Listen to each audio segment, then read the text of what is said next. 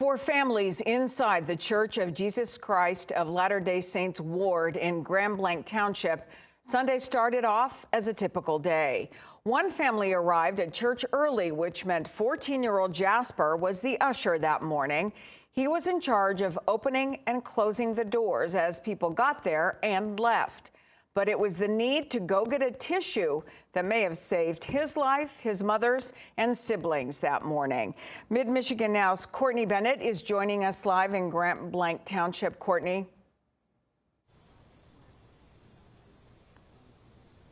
Good evening, Stella. Yes, Jasper's nose was running, so he actually left the post where he was ushering to go grab a tissue.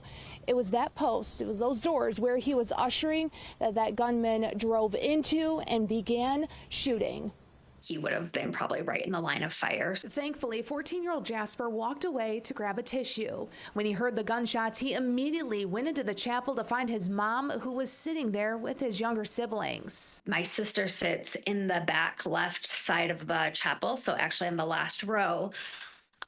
Which is good because everything was happening at first on the right side. Amber Rosen tells me her family described the place of worship as pure chaos. Gunshots were going off and the church was being set on fire. Amber's sister, Michelle, rushed with all 4 kids to the exit.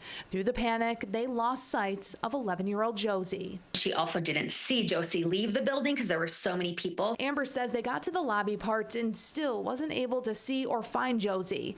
The younger boys, Carter and Max, ended up getting smashed between the panes of glass doors. Jasper just saw the situation and he used his elbow and just, kind of just broke the window. He was able to pull both boys out.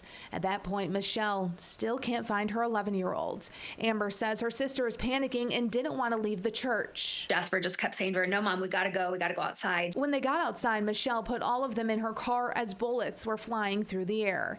She was trapped in the parking lot and told her 8 and 11-year-olds to duck in the back seats while her and Jasper set out to find Josie. My sister's just screaming and screaming, and trying, and they're close enough to the building that they're getting smoke inhalation. After 30 minutes and a SWAT team clearing the woods, Josie was found with another family. Josie comes running up the hill and Jasper sees her and he just sprints as fast as he can. Jasper's a runner. He runs track in high school and cross country and sprints and just grabs her and hugs her. Amber says she's impressed by her nephew and her sister as well. She was doing, I think, what any parent would do. You're not going to leave because no matter what's happening, you're looking for your child. And so to have Jasper there with her to do that, I just think both of them were that shows extreme bravery and love and courage.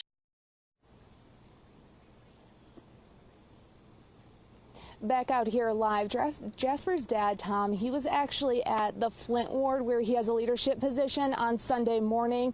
Amber tells me that as soon as he got the call that there was an active shooter happening here in Grand Blanc Township, he immediately jumped in his car. And what usually takes 20 minutes to get here, it took him 5. For now, reporting live in Grand Blanc Township, Courtney Bennett, Mid-Michigan Now.